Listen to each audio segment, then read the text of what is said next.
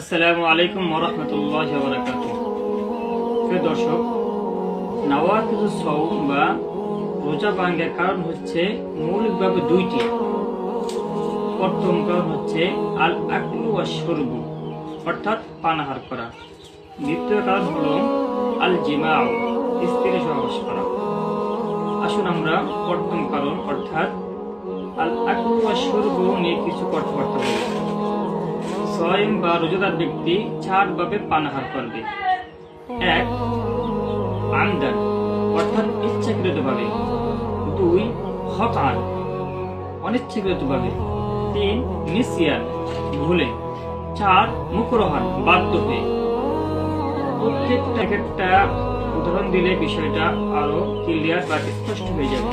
আসুন আমরা প্রথম অর্থাৎ আমদানের একটা উদাহরণ দিই।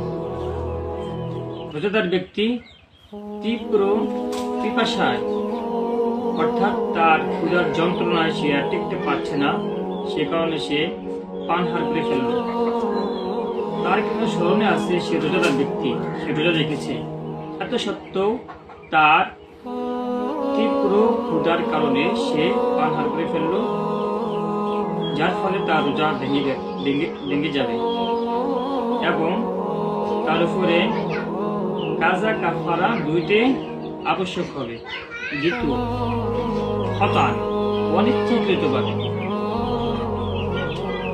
যেমন রোজাদার ব্যক্তি উযু করতে গিয়েছে, উযু করতে গিয়ে গড়গড় করছে, যার ফলে গলের ভিতরে পানি ঢুকে গেছে, এই কারণে তার রোজা ভেঙে যাবে। তার উপরে কাজা আবশ্যক হবে, কাফারা আবশ্যক হবে না। তৃতীয়, নিসিয়ান ভুলে। যেমন রোজাদার ব্যক্তি ঘরে আসলো, এসে দেখলো ঘরে পানি আছে, খাবার আছে, তার ক্ষুধা লেগেছে, সে খেয়ে ফেললো। সেটা রোজাদার ব্যক্তি তার এটা স্মরণে নেই, অর্থাৎ সে রোজাদার ব্যক্তি সে বলতে পারে না, এই কারণে তার রোজা ভাঙবে না। তার উপরে কাজা কাফারা দুইটা কোনোটাই আসবে না। কারণ নবী করিম সাল্লাল্লাহু আলাইহি ওয়াসাল্লাম বলেছেন, ওই ব্যক্তিকে নবী করিম সাল্লাল্লাহু আলাইহি ওয়াসাল্লাম বলেছেন যে ব্যক্তি বলে পানাহার করেছে যে আতিম্মা আলা সাওমিকা ফাইন্নামা আত'আমাকাল্লাহু ওয়া সাকাকা, যে তুমি তোমার রোজাকে পূর্ণ করো, আল্লাহ তাআলা তোমাকে খাওয়াইছেন। এটা ঘটনা হলো, একবার নবী করিম সাল্লাল্লাহু আলাইহি ওয়াসাল্লামের নিকটে এক সাহাবী আসলো, এসে বলল, হে নবী করিম সাল্লাল্লাহু আলাইহি ওয়াসাল্লাম, আমি তো ভুলে খেয়ে ফেলছি।